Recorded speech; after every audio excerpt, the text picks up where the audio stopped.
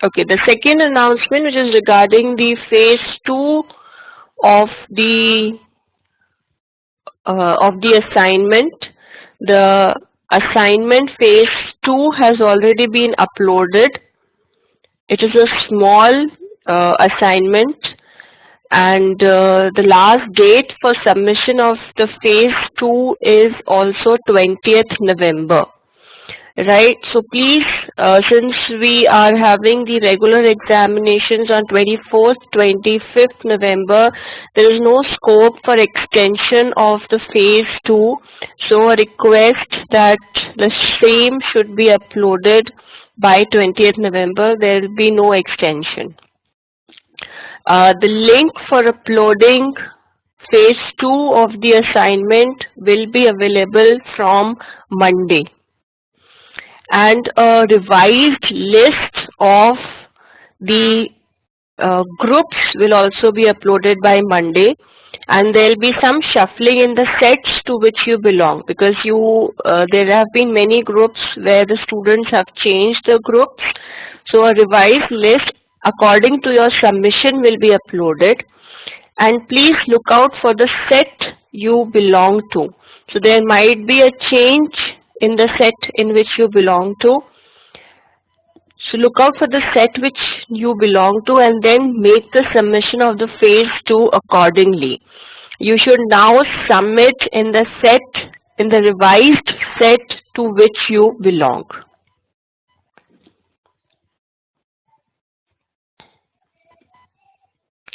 This will not affect your phase 1 submission.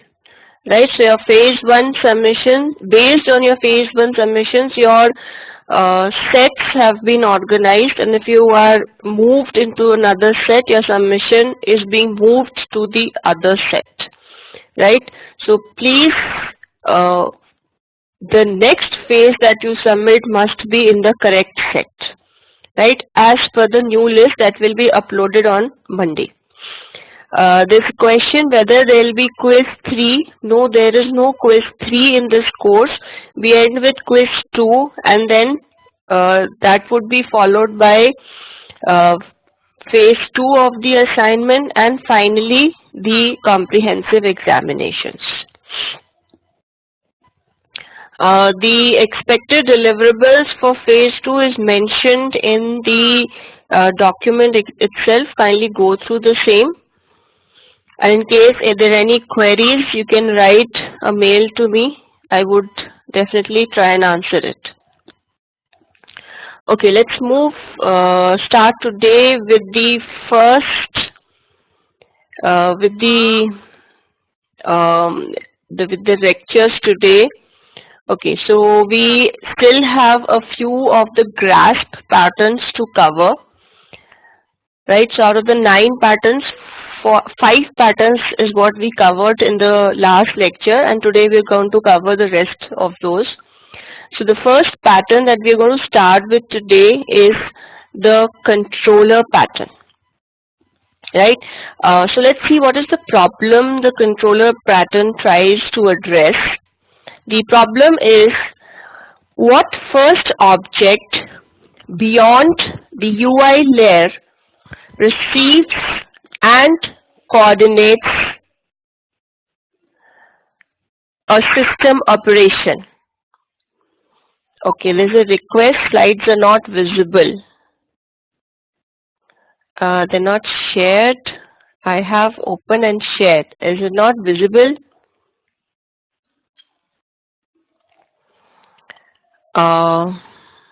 Okay, give me a minute. I'll open them again.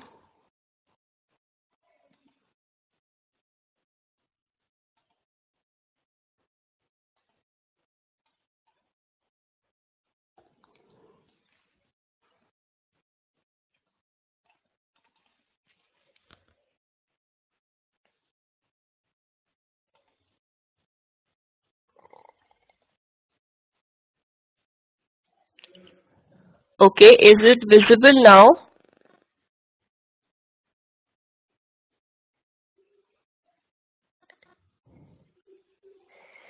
I'm just getting one yes, and all the others are no.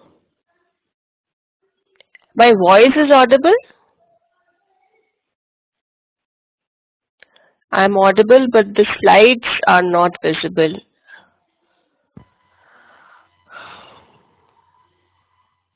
That's a tricky thing.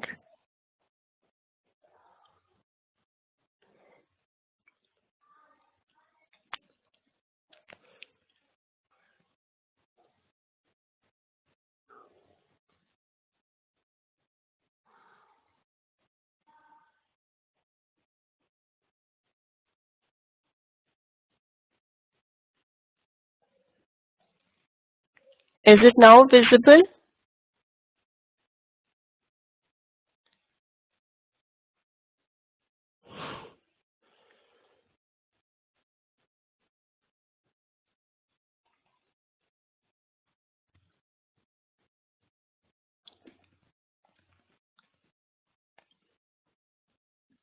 Okay, that's a challenge. I don't know why is it not visible, because I'm just doing the same way.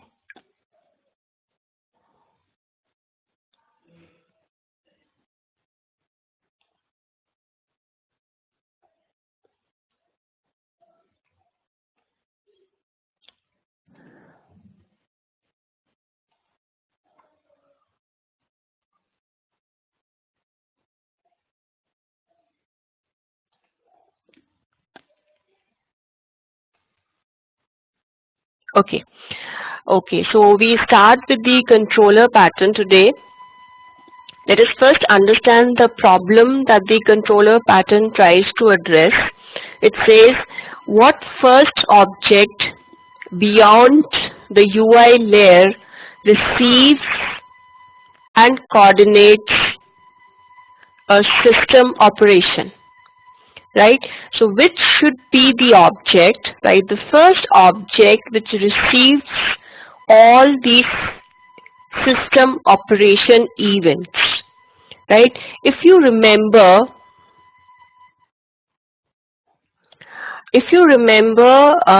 when we were working with the snakes and ladders case study, we came up with the a domain concept which was game, right? And then later it was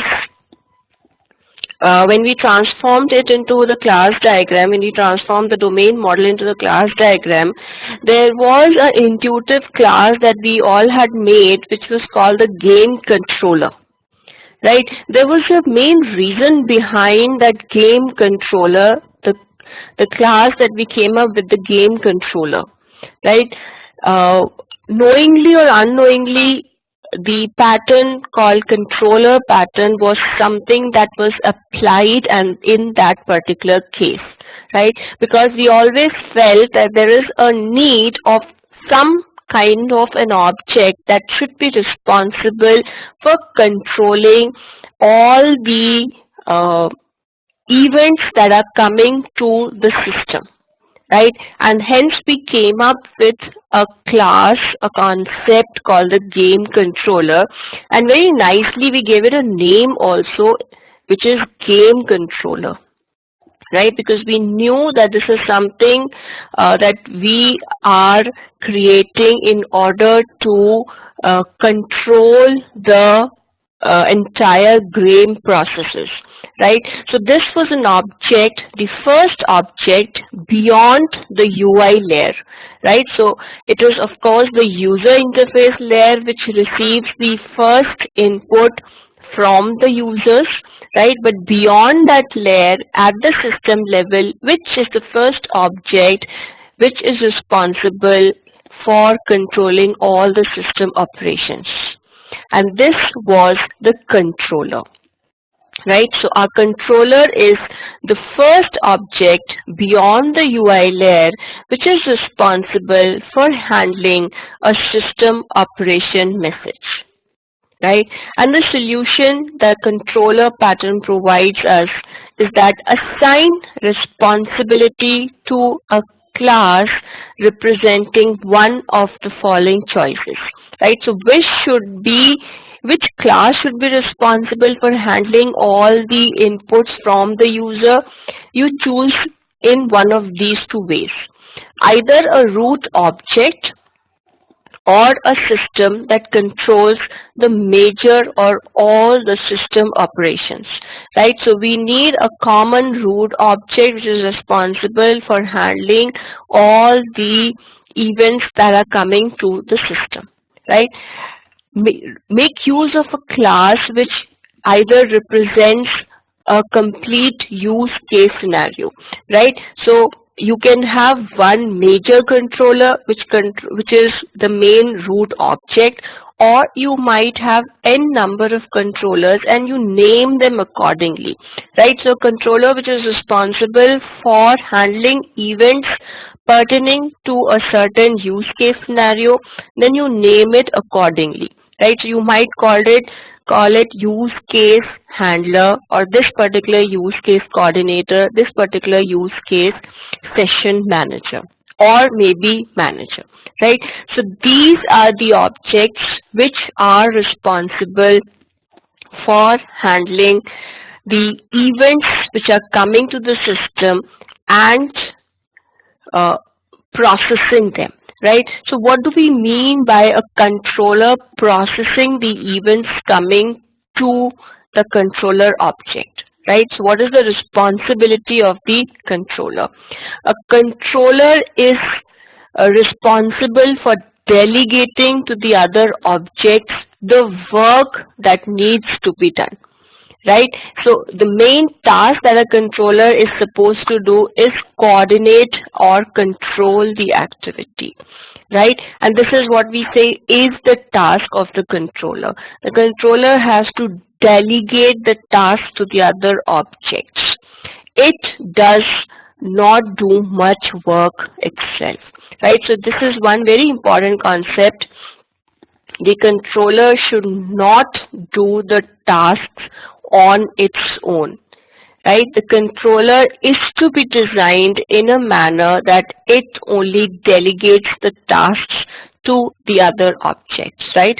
And if a controller has been designed in a way that it does not delegate the task and keeps on doing all the tasks on its own, it is called a bloated controller, right? A bloated controller is a poorly designed controller having low cohesion, unfocused, and handling too many areas of responsibility, right? So that is what we say, that the controller itself should have high cohesion, right? So by the concept of high cohesion for a controller, we mean that it is supposed to do only the controlling task, right? It should not be responsible for doing the task on its own, right? And in case a controller is designed to do the tasks on its own, then it is called a bloated controller.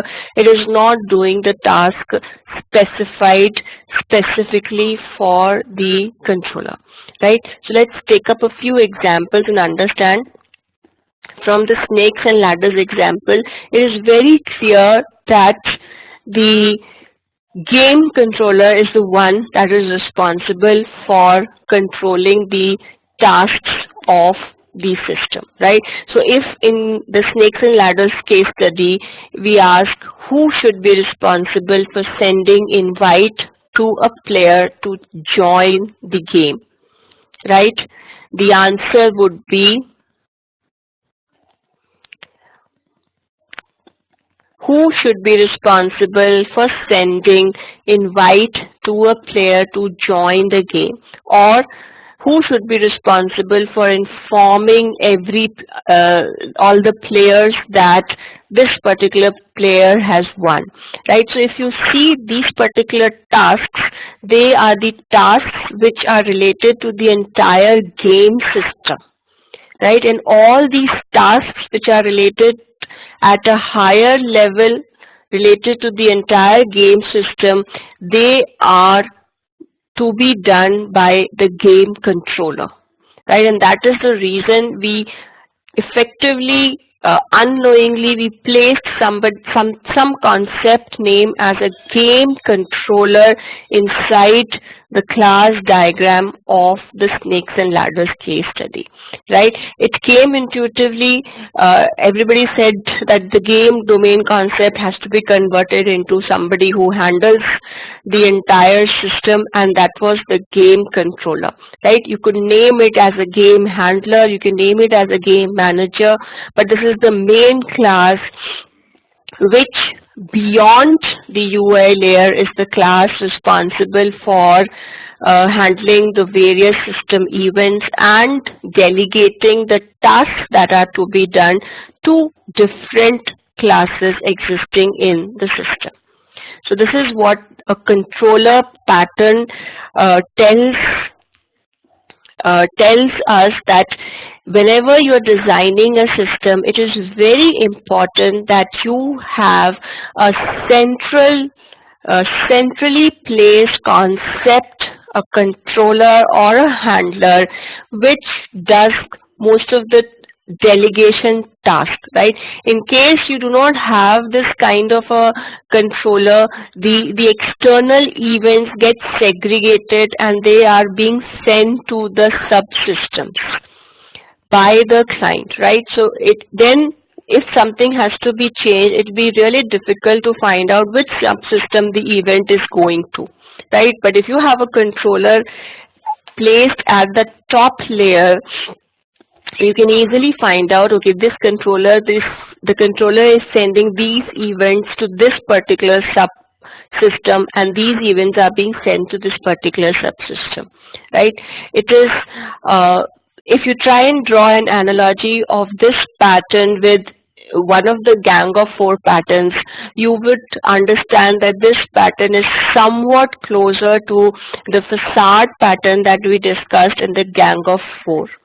Right, so the facade pattern also tries to, also aims to put up a main system which kind of hides the various other subsystems that are there in the entire system and takes the responsibility of sending messages or delegating tasks to the various subsystems that are there in the system. Right. However, that is at a higher level where the subsystems might be distributed subsystems, right? Whereas in this particular case, we are talking about a small system itself, wherein itself we need a controller class in order to handle all the incoming issues or incoming events, right? Okay, there's a question, is it anywhere related to MVC pattern, right? So these are all variations that have been proposed by various researchers. Yes, it is quite close to the MVC pattern if you see. So in the MVC pattern, you have C, which is the controller, right? So in that case also it is the controller is designed to handle all the incoming events and then delegate them further. Right, so in a way, all these derive from the same concept that there has to be a controller which is responsible for handling the system events. I'll just take up a few questions.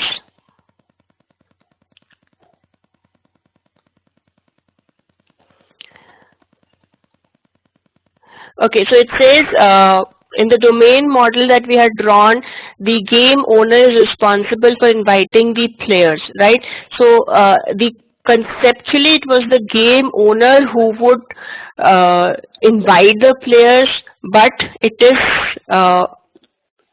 is actually the game controller who would be doing it, right? So the game owner will not be directly involved in inviting the players, because if the game owner directly invites the player, then the game owner has to store the information about the players, right, which is incorrect, which would lower down its cohesion, right? So it is the game controller to whom the game owner also joins, right? And once the game owner joins the game owner sends a request the game controller to send invites to the other players so that the other players also join the system through the game controller, right? So game owner directly will not be inviting the players to join the game. Okay, this was about the controller pattern, right? Let us move ahead and we'll take up the next pattern. Okay, the next pattern that we have here is the pure fabrication pattern. Okay, so there's one more question for the controller regarding the controller pattern. Does it mean that the controller enforces single entry point beyond the UI layer?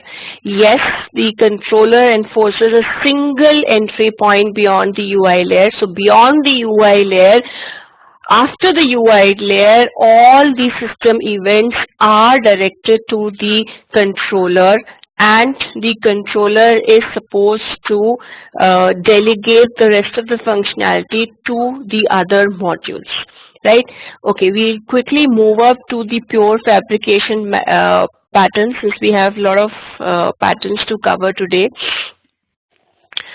This is another grasp pattern, right? The pure fabrication pattern tries to address the problem which says what object should have the responsibility when you do not want to violate high cohesion and low coupling or other goals, but the solution offered by the information expert are not appropriate, right?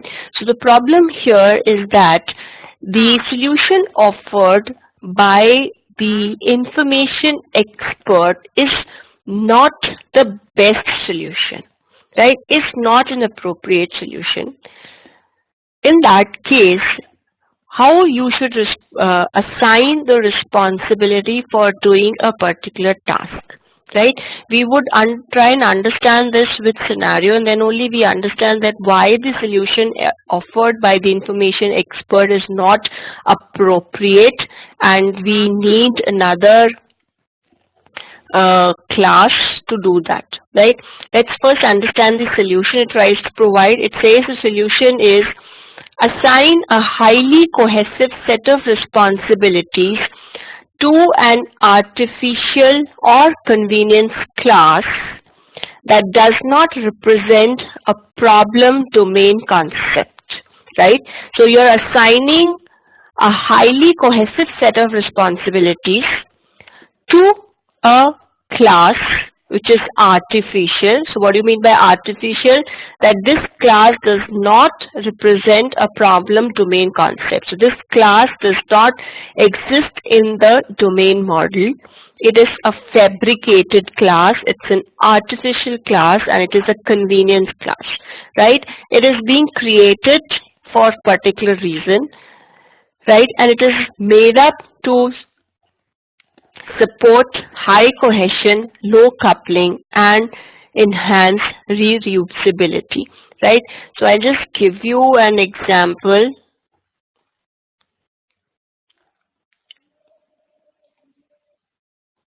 Okay, so the example of pure fabricated class would be something like database manager class, right? So suppose my system, so say let's consider my snakes and ladders case study, right? So there are a large number of participants that are there, a large number of players that are there. So maybe there are 4 players at the same time who are playing the system, and I want to store all this information about the players in a database, right? The question is, who should be responsible for writing the information to the database, right? It could be information related to the player's current position, the number of coins, the color of coins, etc., etc., right? In this particular case, if we go by the information expert, this particular pattern tells us that whoever has the information to that is to be written in the database should be responsible for doing the same, right? Which is not the right thing to do because it will violate the cohesion principle, right? So if I make every player interact with the database, connect to the database, and then write to the database every time the player moves, right? It's an incorrect thing to do because you're violating the cohesion principle. The player itself is supposed to only do the tasks which a player should do. It should not be interacting with a database and writing data into that, right? But as per the information expert pattern, because the player has the information which is to be written to the database, let the player do it, right? So in this case, we need a new class, which we call a fabricated class, an artificial class, in which we keep or we put all the activities or all the tasks which are related to the interfacing with the database, right? And we might name it, give it a nice name so that it is understandable. So we might give it a name, say database manager, right? Now this database manager is the one that should be responsible for writing all the data to the database, right? So this class will open a connection with the database, take whenever the player moves, the database manager takes the information from the player, because the information expert is the player in this case, and then writes it to the database, right?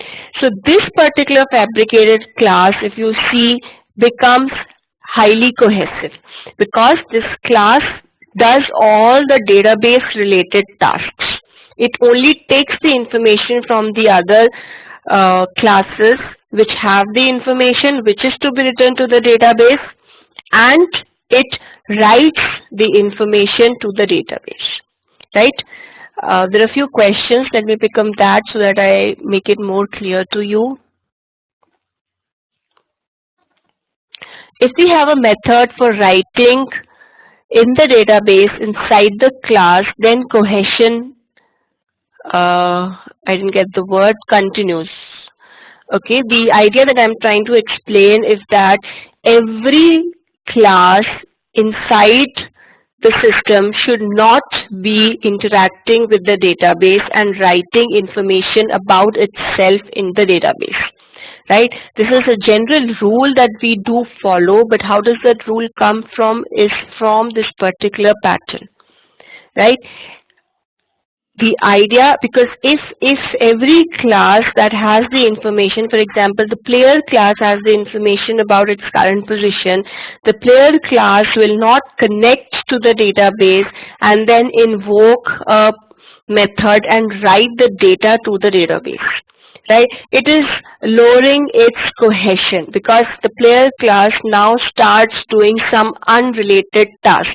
The player is supposed to represent only a player and not do a task in which it interacts with the database and writes information to the database, right? This, although being an information expert, although knowing what data is to be written into the database, the player class will not write that information to the database, right?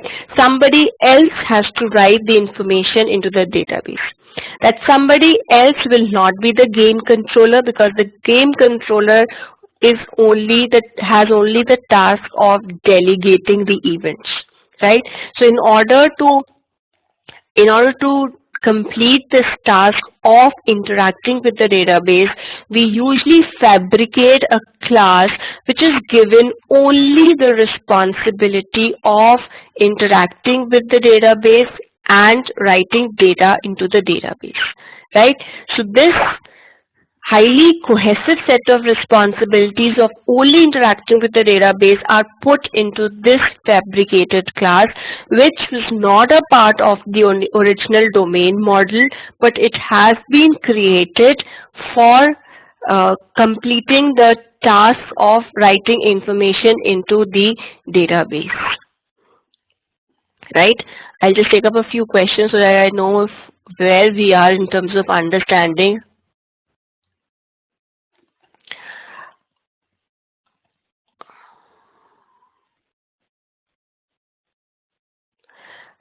Can we consider,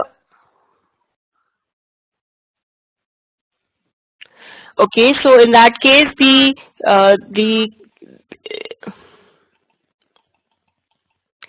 but still the player class can interact with the fabricated class. Yes, the player class will be able to interact with the fabricated class. By fabricated class, the whole idea is that it is an artificial class created which is not a part of the domain model, and it does not represent any particular entity of the system, right? So it has been fabricated for completing a set of cohesive tasks which, if placed into individual software entities, will reduce their cohesion, right?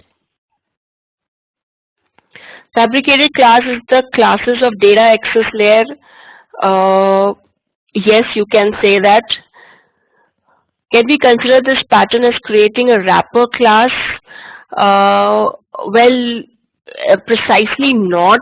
It would not be a wrapper class, but it's a class which is responsible for interacting with the database. So all the tasks which are assigned to all the tasks of interacting with the database are put into one particular class which is responsible for only doing that particular task, right? So in case I give you an example, one of the important advantage of this particular pattern is that in case we want to move from a database X to database Y, right, then in that case it is only the database manager class that needs to be changed.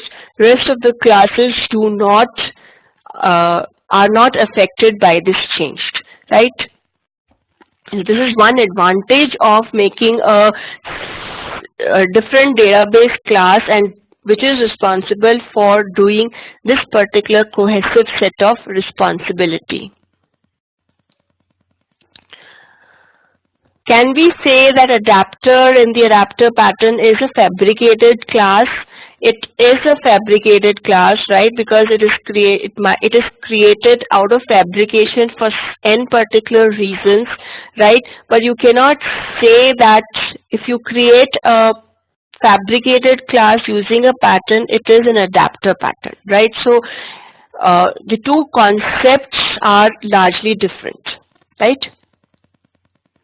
Okay, I've got a few questions here. So who would be responsible for writing scores into the database, right? So this was the question, this was the scenario that we have discussed throughout to understand the pure fabrication pattern.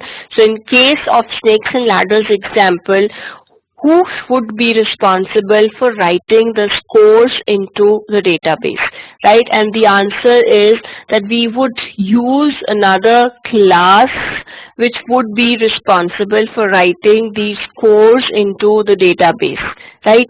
Please do not make the game controller do these tasks, right? The game controller should not be converted into a blotted controller where it does most of the task itself. The game controller will only delegate the tasks, right? So let's have another class which is responsible for interacting with the database and writing all the data to the database, right? Just think, what if the snakes and ladders game is converted into a distributed game, right? So all the players, they are placed at different locations. They can connect online, right? So in that case, definitely we would need a database where we need to store the information about the scores of various players, right? So in this scenario, you would understand how important it becomes to write these scores into the database. And then this particular task would be carried out by another class, which is a fabricated class, which is being invoked by the game controller to write the information into the database, right? But game controller will not be responsible for writing or interacting with the database, right? Okay, the next question is, if two dices are used, okay, so if in the snakes and ladders example there are two dices, right, and this is the case when this is another case in which this is another way in which you can even play games like snakes and ladders and ludos. So instead of having one dice, you have two dices. So if there are two dices that are being used, who should be responsible for obtaining a total of the face values obtained in each dice?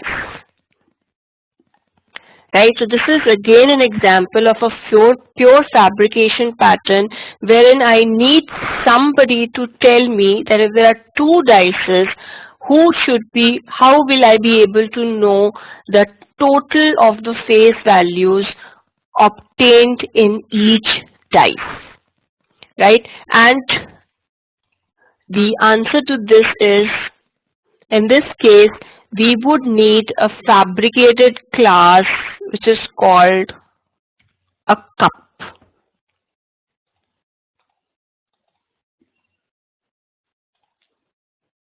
Okay, I hope it's visible now, right?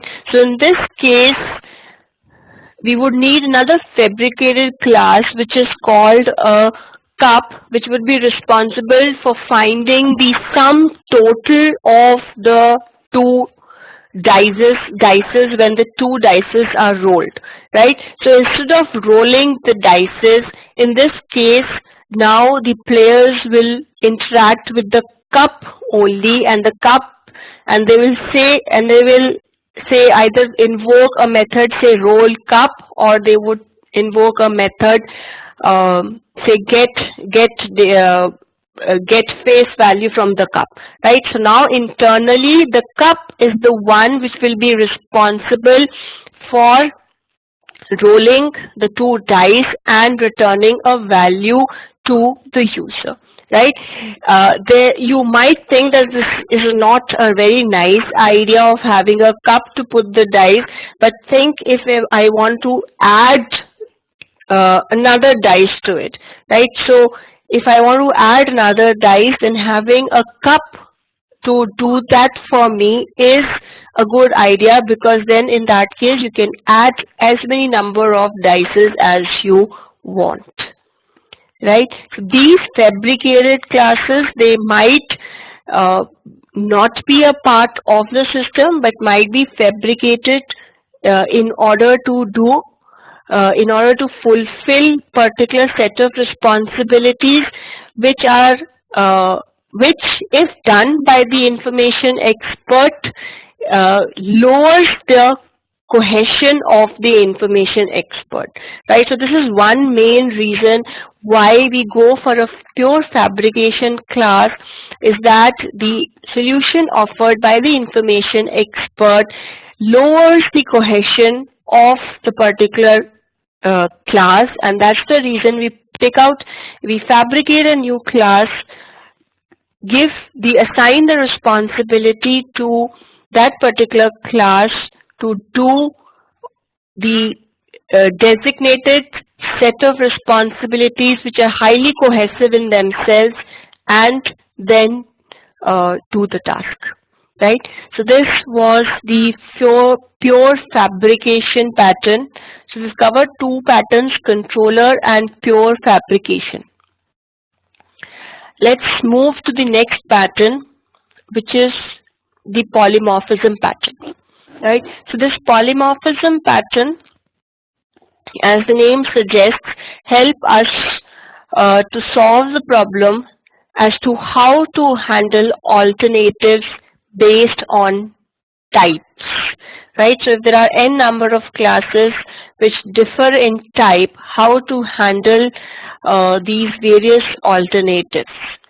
That is, the problem continues is that how to create pluggable software components, right? And the solution, it says, is that when related alternatives or behaviors vary by class or type, assign responsibility for the behavior. Use polymorphic operations to the types for which the behavior varies, right? And one of the example of this particular polymorphism pattern is a common interface that we create for the adapter pattern, or the common interface that we create for the observer pattern, right? So the polymorphism pattern tries to explain almost the same concept, the one that we understood using quotes to an interface, which it says that if there are alternatives which might vary depending upon the type of the class, then always assign responsibility for the behavior. Have a common interface.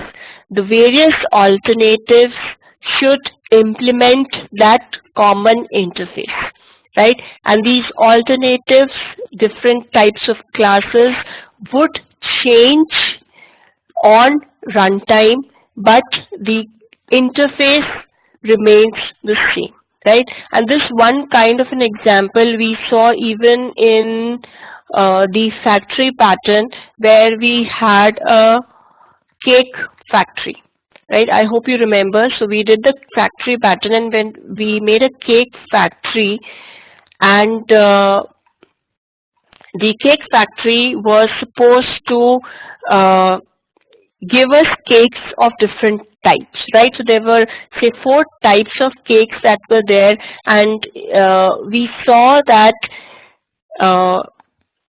there was a common interface that each cake was implementing, and this interface, which was the cake itself, had the behaviors that a cake, the methods that in which a cake would be prepared, right?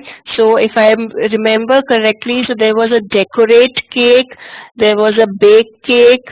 So bake cake was before the decorate cake, and then also the box the cake, right? So there were 4. I'll just take up 3 of them this time, right? So the main interface was defined in terms of a cake, the way it has to be prepared, the methods, the behavior of the cake, the way the cake is to be prepared is put into one interface, and the rest of the types are responsible for implementing this particular interface. So it is the common interface that helps us to handle the alternative class objects that might exist at runtime, right? So all these patterns, all these ideas where we say either polymorphism, or we even say, let me write here, code for an interface, all these ideas take us or lead us to one common concept, wherein it says that code for an interface always have the behavior expressed in terms of an interface, and let the rest of the types implement this particular interface, right? If you do that, you are able to achieve various other patterns, various other concepts with this whole idea, right? I'll try and explain the same using the observer pattern, right? So in the observer pattern, okay, in the observer pattern, the observer interface is the one that is constant, right? So the observer interface represents a behavior which is update. A large number of concrete observers can come up based on different types they may be and implement this observer interface, right? So the subject need not know what the other concrete observers are, right? They only need to know that there is an observer interface which has an update pattern, right? Which has an update method which needs to be notified, right? So this is one another way that polymorphism pattern is being implemented. The observer is the common interface. The types will vary depending on the runtime. The concrete observers, whatever type may be, all of them implement the observer pattern, right? And the concrete subject simply needs to notify all the observers which implement the common interface through the update method. They need not be bothered as to what are the different types of concrete observers that are existing, right? Okay. There's a question, is there no interface diagram for the grass patterns? No, there is no typical diagram as you find in the gang of four patterns. There are no typical diagrams that exist in the grass patterns. Okay, the question is polymorphism pattern is like implementing interface. Yes, polymorphism pattern is like implementing interface. The whole idea is that introduce polymorphism or polymorphic behavior so that you can attach or you can address alternatives which change based on the types, right? So it is implementing the polymorphism pattern. Okay, this is another question slightly related to the assignment, but I'll still take up this. So for assignment phase 2, what diagram should we give for the grasp ones, right? So you do not have to give the standard diagram of the pattern. You're supposed to give the diagram related to your own case study. How or in what manner are you implementing that particular pattern in your case study, right? So you will draw the class diagram or the diagram containing the software objects of your own case study and give an example of how a particular pattern is being represented in your particular case study, right? So it has to be case study specific. I'll just take up a few questions. Okay.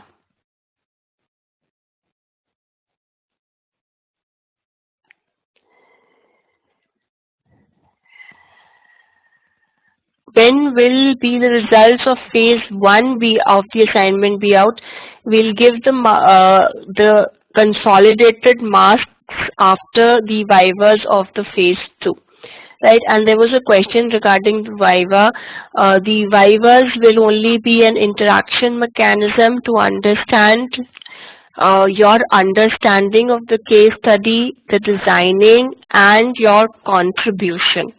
Right, so please do not think of it being a very heavy viva. It would be only an interaction to understand your understanding of the results of the assignment. Right, so polymorphism pattern, and then finally we have the indirection pattern. Okay, there's a question, polymorphism pattern will be used almost in all OOLT cases. Yes, it will be used in case you actually use it, right? So if you might design using concrete classes without without the use of polymorphism, which is the way we actually do when we start designing classes, then in that case, of course, it will not be there, right? But it does make itself uh, the an important candidate to be used in most of the possible cases, right? Designing using an interface is the best idea to make your system more extensible. Okay, I'll move to the next pattern, which is the indirection pattern. Now these three patterns, which is the polymorphism, indirection pattern, and the protected variation pattern, right? All these three patterns are quite close to each other, right? So they may be trying to solve a problem which might be worded differently, but in a way they lead to each other, right? The indirection pattern, let's understand the problem that it tries to solve.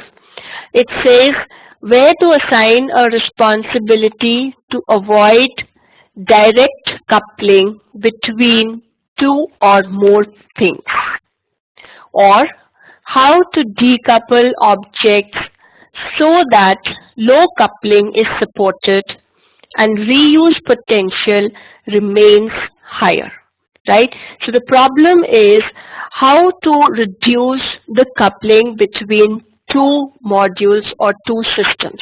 So if there are two systems which are directly using each other and they are highly, as a result of which they are highly coupled, because of which a change in one of the system leads to a change in another system, how should one go for reducing this coupling, right? And the solution is assign responsibility to an intermediate object to mediate the interaction between these two highly coupled objects, right? And the examples of the indirection patterns are adapter, facade, observer, pure fabrication, right?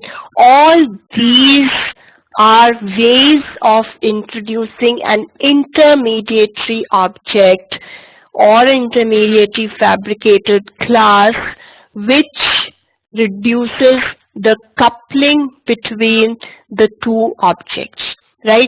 Say for example, if I try and understand how is observer an example of indirection pattern, right?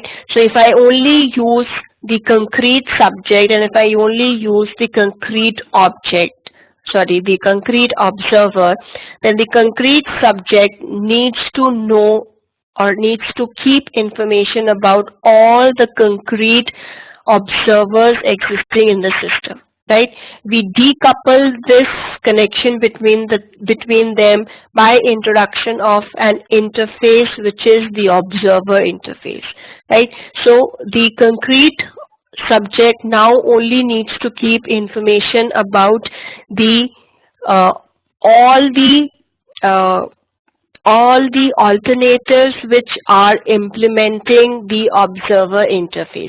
So in a way, the coupling, the interaction between them gets reduced. So even if I remove a concrete observer from the system, my concrete subject is unaltered. Even if I add a concrete observer to my system, my concrete subject is unaltered, right? So that is a way of introducing a indirection. That means you are introducing an object which is reducing the coupling between two particular objects, right? So this is how observer pattern is an example of implementation of the indirection pattern as well, right?